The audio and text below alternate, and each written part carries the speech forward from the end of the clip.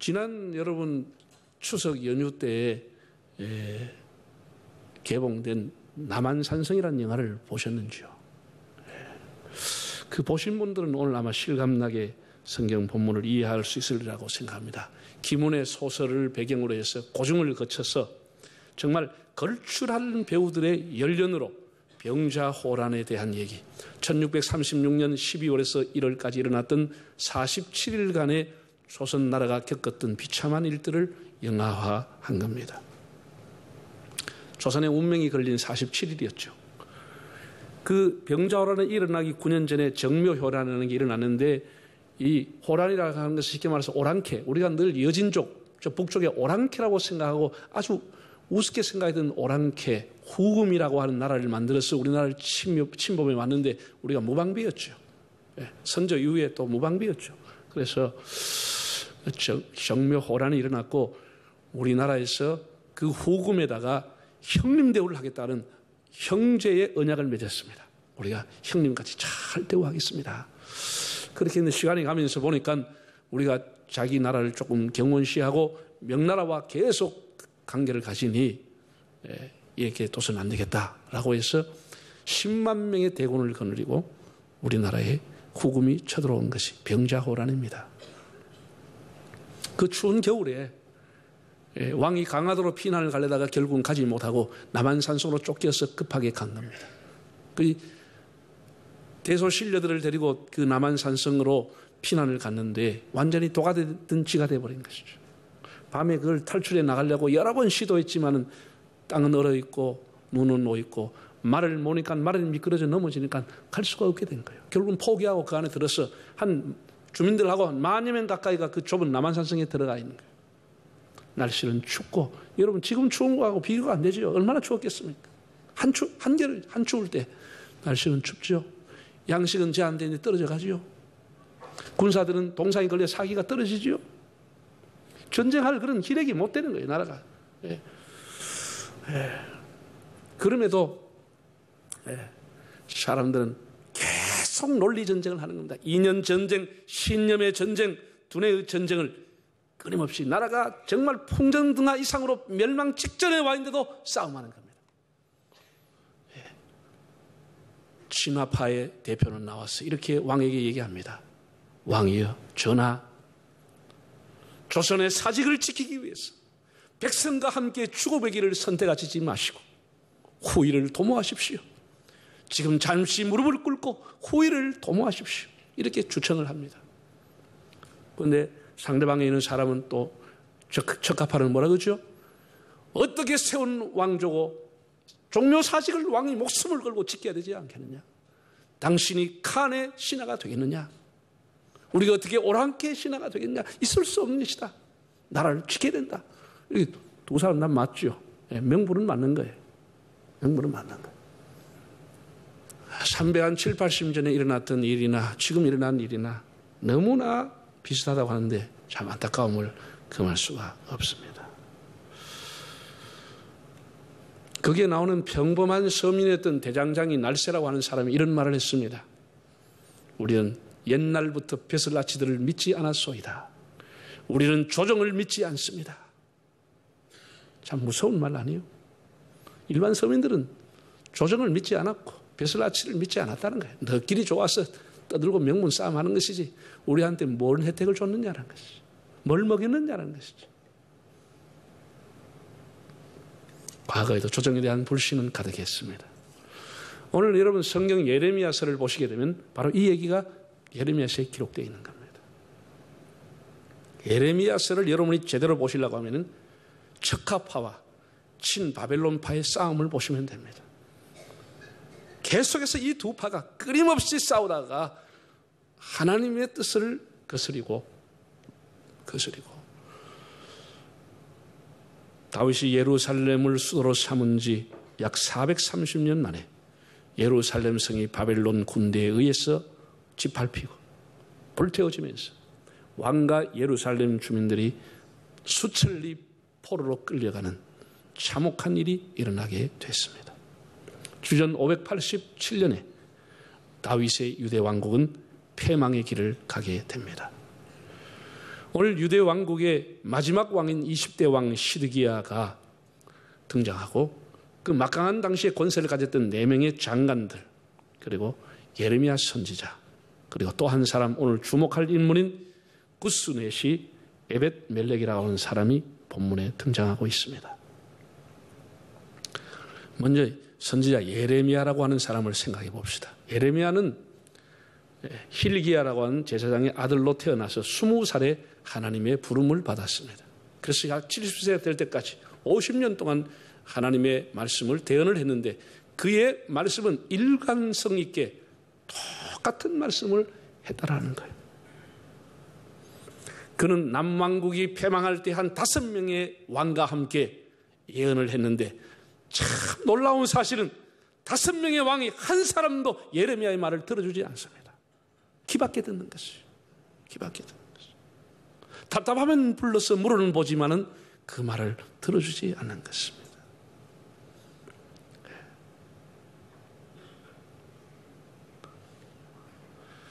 그래서 그는 눈물로 왕에게 호소하는 눈물의 선지자라는 별명을 갖게 되었습니다. 정말 벽창호였습니다.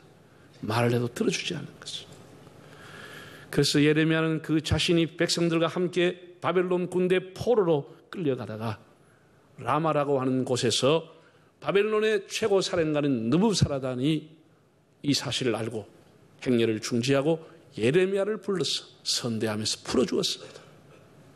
갈 곳으로 가시라. 풀려난 이후에 그는 예루살렘에서 말년을 보냈는지 애굽에 가서 말년을 보냈는지조차도 알 수 없이 역사의 무대에서 사라지게 됩니다. 그의 외침은 한 가지였습니다. 우리 민족의 죄가 쌓이고 쌓여서 하나님의 진노를 피할 수 없게 되었다. 왕이 빨리 바벨론 왕에게 항복을 하시면 종묘 사진은 보존할 수 있고 백성은 살 수가 있습니다. 라고 했습니다. 그러나 그의 예언과 설교를 듣는 사람들마다 매국노다, 배신자다, 온갖 비난과 수모를 주며 그를 구박했지만 그래도 그는 하나님 앞에 받은 말씀을 버릴 수가 없었어. 50년을 한결같이 외쳤습니다. 본문에 보면 시드기야 왕에게 그가 마지막으로 건면하는 내용이 나옵니다. 참 애절한 마음으로 마지막으로 건면하는데 그마저 외면을 당하고 오히려 진흙구덩이에 빠뜨리게 됩니다. 자, 본문 한번 보실까요? 38장 2절 읽어보겠습니다. 여호와께서 이와 같이 말씀하시되 이 성에 머무는 자는 칼과 기근과 전염병에 죽으리라. 그러나 갈대아인에게 항복하는 자는 살리니 그는 노랑물 얼음같이 자기여. 자, 이 여기에 갈대아인이라는 것은 바벨론 사람입니다. 하나님께서 예레미야에게 주신 마지막으로 시드기야를 건면한 말이 뭐냐? 바벨론 사람에게 항복하면 삽니다. 항복하십시오. 이 마지막 건면이었습니다. 그랬더니 4절에 어떤 답이 돌아왔죠? 4절에 이에 그 고관들이 왕께 아뢰되 이 사람이 백성의 평안을 구하지 아니하고 재난을 구하오니 청하건대 이 사람을 죽이소서. 그가 이같이 말하여 이 성에 남은 군사의 손과 모든 백성의 손을 약하게 하였나이다. 자, 왕에게 가서 예레미야가 바벨론에게 항복하라는 얘기를 이 막강한 권세를 가지고 있는 장관들이 기득권을 가지고 있는 사람이 듣고 한 얘기입니다. 왕을 찾아갔어요. 왕 전하, 예레미야의 목을 베서 저자에 다십시오. 그의 하는 말은 늘 재앙을 말하고 있고 백성과 군대의 사기를 꺾고 있나이다. 그를 베십시오 라고 얘기한 거예요. 그래서 줏대가 없는 왕이 한 얘기가 내가 당신들의 뜻을 거스릴 수 있겠소. 당신들 좋은 대로 하시오. 그렇게 하고 만 거죠. 그래서 6절을 한번 읽어보겠습니다. 6절 그들이 예레미야를 끌어다가 감옥들에 있는 왕의 아들 밀기야의 구덩이에 던져 넣을 때에 예레미야를 줄로 달아내렸는데 그 구덩이에는 물이 없고 진창 뿌림으로 예레미야가 흙구덩이 속에 빠졌더라. 그래서 감옥이죠. 나올 수는 진흙 구덩이에 그냥 던져버렸습니다. 죽으라는 것이죠. 백성들의 사기를 떨어뜨리고 재난과 재앙만 얘기하는 이런 인간들을 왜 살려두느냐? 그게 무슨 선지자냐? 목을 베버리라는 것입니다. 그래서 굶어 죽으라고 구덩이 속에 던져버렸습니다. 예레미야는 40-50년 동안을 일관되게 하나님 말씀을 전했습니다. 그가 수염이 뽑히기도 하고 침뱉음을 당하기도 하고 벌기를 맞기도 하고 옥에 갇히기도 하고 감옥의 그 구덩이에 빠지기도 하면서도 자기의 표국의 평안을 말하고 싶지만 하나님이 그 말씀을 주시지 않으니까 나라가 망한다는 말씀을 자꾸 주시니까 내가 다시는 하나님의 이름으로 말하지 않겠다고 결심했지만 예레미야 20장을 보면 가슴이 불붙는 것 같았어. 내가 말하지 아니할 수 없다. 이 나라는 망하니 속히 항복을 하고 백성들은 돈이 있다가 하면 바벨론에 가서 땅을 사시오. 누가 그 얘기를 듣고 싶어 하겠습니까? 그러나 그는 하나님 앞에 말씀을 받은 신언 전달자로서 성언 전달자로서의 사명을 다했습니다. 그러나 살아있는 동안 그의 인기는 없었습니다. 인기는 없었지만 하나님의 말씀을 전했습니다. 두 번째 시드기야 왕이라고 하는 사람을 보겠습니다. 이 시드기야라고 하는 사람은 요시야 왕의 동생입니다. 요시야가 죽고 그의 아들 여호야긴이 왕이 됐습니다. 그러나 여호야긴이 바벨론에 협조하겠다고 했지만 협조하지 않게 되자 여호야긴을 소환하고 바벨론의 느부갓네살이 소환을 하고 대신으로 세운 왕이 시드기야라고 하는 사람을 세운 겁니다. 그러니까 바벨론 나라에서는 이 자기의 꼭두가시 역할을 하려고 세워난 사람이 시드기야, 원래 이름은 마따니아인데 바벨론의 왕이 이름을 바벨론식으로 시드기야로 바꾸어서 왕으로 삼아서 세운 사람. 이 사람이 21살에 왕위에 올라서 11년 동안 통치를 했고 마지막 왕이 됐습니다. 그러나 이 사람은 시간이 가면서 바벨론의 꼭두가시 노릇을 한 것이 아니고 바벨론을 배반하게 되었다.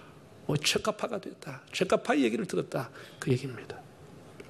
그런 아주 유약하고 줏대가 없어서 이랬다 저랬다 하는 사람의 대표입니다. 이 사람 말 들으면 옳소이다. 또 저 사람 말 들으면 맞소이다. 지 얘기는 없는 거예요. 이 지도자가 자기 얘기는 없는 거예요. 자기 주관이 없는 거예요. 그래서 친바벨론 정책을 따르시옵소서 하면 그래야지. 아닙니다. 또 책가파의 얘기를 들으면 바벨론을 배척해야 됩니다. 그렇게 해야지. 이러다 결국은 예루살렘 성이 포위를 당하게 되고 패망의 길을 가게 된 것입니다.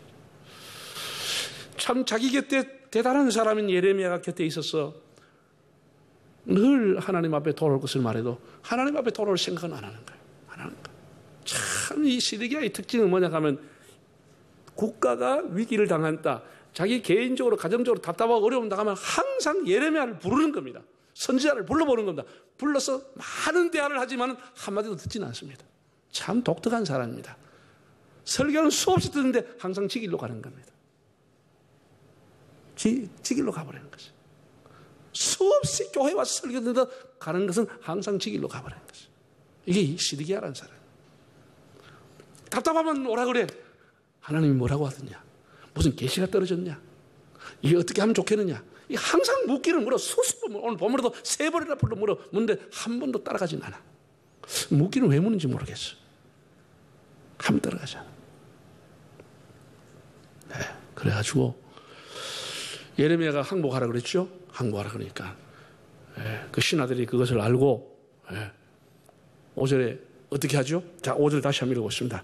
시드기야 왕이 이르되 보라 그가 너희 손안에 있으니 왕은 조금 더 너희를 거스릴 수다. 그 신하들이 와서 이 사람을 목을 베야 됩니다. 감옥에 넣어야 됩니다. 그러니까 너들 손안에 있으니까 권세가 너 있으니까 너 마음대로 대로하라고. 이래가지고 웅덩이 집어 던져버린 것이죠.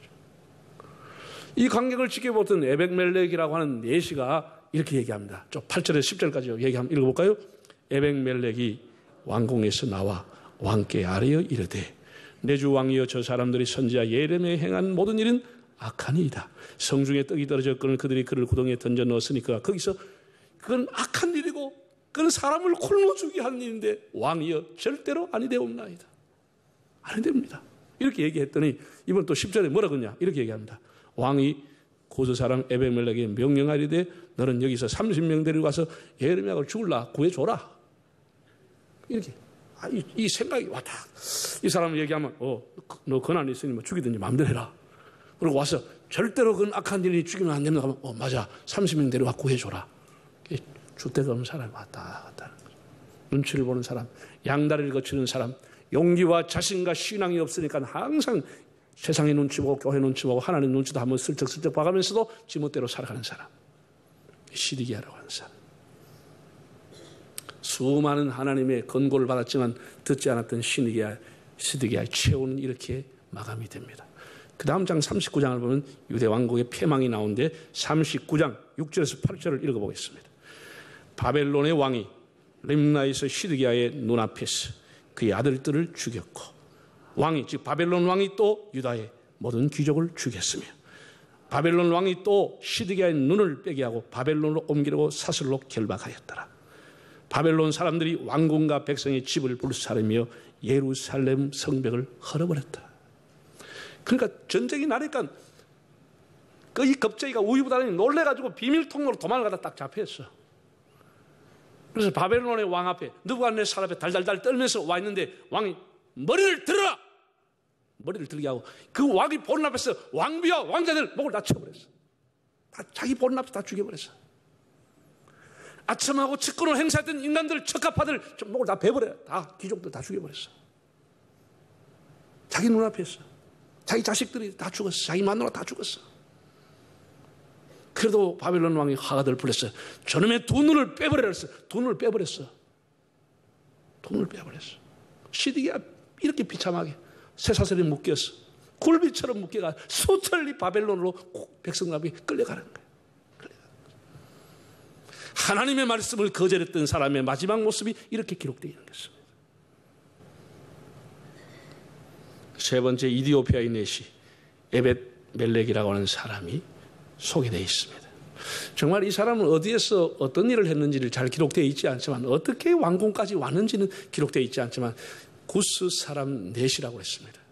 구스라고 하는 것은 저 나일강 상류에 살았던 이디오피아를 말합니다. 이디오피아. 사도행전에 구스 사람이 나오죠. 빌립에게 세례를 받았던 사람. 이 이디오피아의 내신 환관이라고 해서 성불구자입니다. 참 미천한 직분을 가지고 있는 이방인이었습니다. 유대인이 볼 때는 이방인에 불과했습니다. 당시에 그 왕궁에 수많은 문무백관과 조정의 신료들이 있었지만 끝까지 믿음과 신앙과 양심을 지킨 사람은 이 에벳멜렉 한 사람밖에 없었다고. 참 기가 막힌, 그러니까 나라가 망하는 거예요. 망하는 거예요. 에벳멜렉은 양심이 살아있었습니다. 그런 예레미야가 세도가들에 의해 가지고 웅덩이에 던져지자 왕에게 담대히 나아갔어. 전하, 선지자를 웅덩이에 빠뜨려 굶어 죽게 해서는 아니 되옵나이다. 아니 된다고 얘기했어. 그것을 만약에 그 권세 있는 사람이 알면 그 자리에서 목이 날아갈 일이야. 네가 감히 내시의 주제에 우리가 하는 일에 참여하느냐, 국사에 참여하느냐, 당장 목을 베면 끝나버려. 그런데 그는 목숨을 걸고 용기를 가지고 왕에게 나갔어. 이런 일은 아니 될 일입니다. 일을 하시면 안 됩니다. 라고 했다는 겁니다. 참 심지가 굳고 양심이 살아있는 사람이었습니다. 지금 예레미야는 만인의 지탄을 받고 있었습니다. 왕으로부터서만 아니고 신하만 아니고 모든 백성들도 매국노라고 예레미야의 소리를 싫어했습니다. 배격하고 침뱉고 돌 던지고 핍박을 했습니다. 저런 사람이 어떻게 선지자냐, 다 그렇게 욕을 했습니다. 그러나 에벳멜렉은 어디에서부터 율법을 공부했는지, 언제부터 여기에서 왕궁에 근무했는지 모르지만 선지자의 설교를 듣고 자라지도 않았을 텐데 이 이방인 내시가 하나님의 종인 예레미야를 극진히 선대했다고 하는 사실입니다. 참으로 엘리야 시대 때의 까마귀와 같이 그를 보호해 주었습니다. 아무도 나서지 않았을 때, 아무도 그 권세가들 두려워서 나서지 않았을 때 이런 일은 악한 일이라고, 이렇게 하면 안 된다고 나섰습니다. 여러분, 예수님께서 십자가에 돌아가셨습니다. 사람이 십자가에서 죽으면 아무도 시체를 내리지 못했고 십자가에 달렸어, 바짝 말라서 그냥 가는 겁니다. 새의 밥이 되는 겁니다. 너무 살벌한 분위기 아닙니까? 로마의 군병들이, 창을 든 군병들이, 그것도 빌라도가 임봉해서 했던 그런 사형수, 빌라도가 허락을 해서 죽였던 사형수, 당대 교권의 권세를 가지고 있던 대제사장 가야바가 죽이라고 했던 사람들, 감히 누가 나서서 그 사람의 시체를 죽을 수 있겠습니까?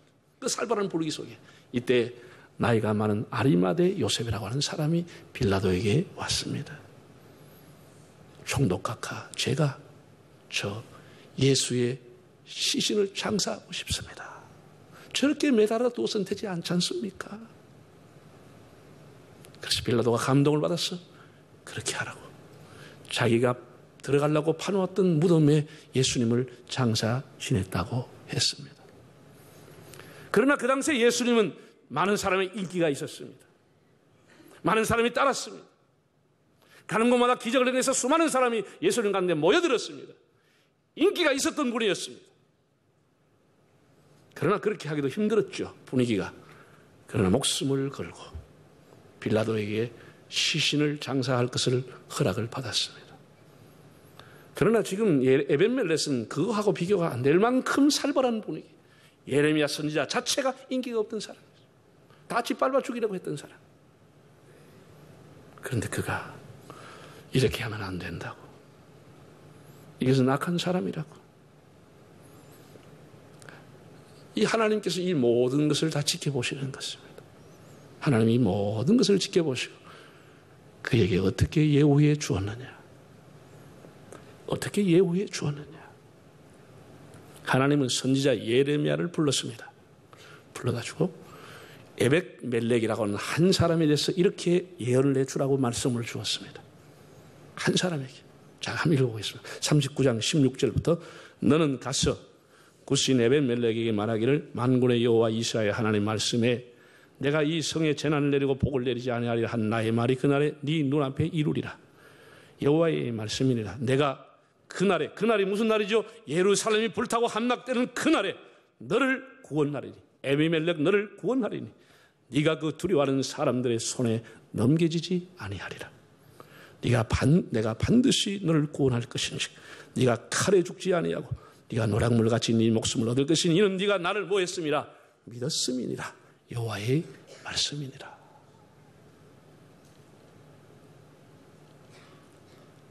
모든 사람이 칼에 죽고 예루살렘 성이 불탈 때 하나님이 한 사람을 지명해서 너는 불타지 아니하고 칼에 죽지 아니할 것이고 내가 너를 구원하리라. 하나님이 축복의 예언을, 예레미야에 나오는 그 긴 문장 중에 축복의 예언을 유일하게 받았던 사람, 내가 너를 구원하리라. 권자에 급급했던 왕, 아첨과 간사로 일갈했던 방백들은 바람에 흘려가는 구름 마냥 부평조 마냥 다 맥없이 끌려갔지만 비록 천민 출신이었으나 양심과 신앙을 지키고 하나님의 종을 선대했던 그는 심판의 날 하나님의 특별한 보호를 받았습니다. 누가 생각나세요? 네? 마치 여리고 성이 무너지는 날 하나님의 종인 정탐꾼을 숨겨줬던 라합의 가정이 구원을 받았던 것이 연상되지 않습니까? 이건 성경이 다 일맥상통하는 내용인 것입니다. 옛말에 남의 목숨을 자기 곱불만도 여기지 않는다는 말이 있습니다. 사람들은 자기를 대단하게 생각하고 남 말기는 우습게 생각하는 겁니다. 우리는 너무 쉽게 타인의 명예와 인격을 무시하고 함부로 예단하는 우를 범할 때가 많습니다. 역지사지라는 말이 있습니다. 타인의 환경, 타인의 인격을 배려하는 그런 풍토를 가져야 합니다.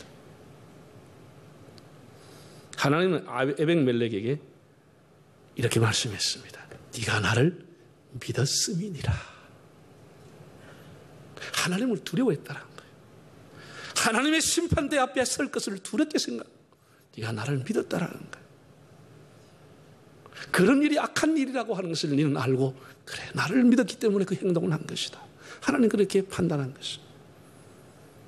여러분 예수님이 세상에 계실 때 참 묘하게 예수님 믿음이 있다고 칭찬한 사람은 서기관과 바리새인들은 거의 아니었습니다. 우리가 생각할 때 상식적으로 그런 사람은 굉장히 믿음이 있다고 생각했던 사람은 노였습니다. 누가 예수님의 칭찬을 받았죠? 가버나움의 이방인 백부장, 가버나움의 백부장. 저 해변에 살고 있던 스로보닉의 여인이 귀신 들린 딸의 그 간청을 주님 앞에 왔다가 그 두 사람이 공통적으로 받았는 것은 이스라엘에서 이만한 믿음을 만나본 적이 없도다 라는 것이었습니다. 예수님께 믿음을 인정받았습니다. 에비멜렉이라고 하는 사람은 천한 사람이었지만 하나님께서 네가 나를 믿었다 라고 그의 믿음을 칭찬하고 인정을 해 주었습니다. 오늘 우리 1년 동안 살아오면서 우리가 가지고 있는 믿음이 하나님 앞에 얼마나 인정이 받았는지, 우리의 삶이 하나님 앞에 어떻게 인정을 받았는지, 사람 앞에는 똑똑하게 보이고 잘나게 보이고 대단한 것처럼 보이지만 하나님께서 나를 어떻게 보시는지. 사랑하는 성도 여러분, 오늘 에비멜렉을 주목하십시오. 우리의 환경과 처지가 어떻든지 탓하지 말고 우리가 어떤 자리에 있든지 믿음과 선한 양심을 지키십시오. 세상의 풍조가 아니라 하나님의 정신을 따라 살면 어디에 있든지 하나님이 구원의 날개로 그를 덮어주십니다. 시드기야는 그 좋은 자리에 그 곁에 항상 선지자가 하나님의 말씀을 권했지만은 번번이 거절하다가 끝내는 더 이상 하나님의 말씀을 듣지 못하고 졸지의 심판을 당하게 되었습니다. 우리 교회가 다음 세대 교육상을 수상을 하는 것을 기회로 다음 세대의 신앙 개성에 더 힘을 쓰고 뿐 아니라 우리의 배후에 늘 하나님이 계시고 하나님 우리를 지켜보심을 알고 하나님과 동행하고 하나님 앞에 인정받는 믿음의 사람들이 되시기를 바랍니다.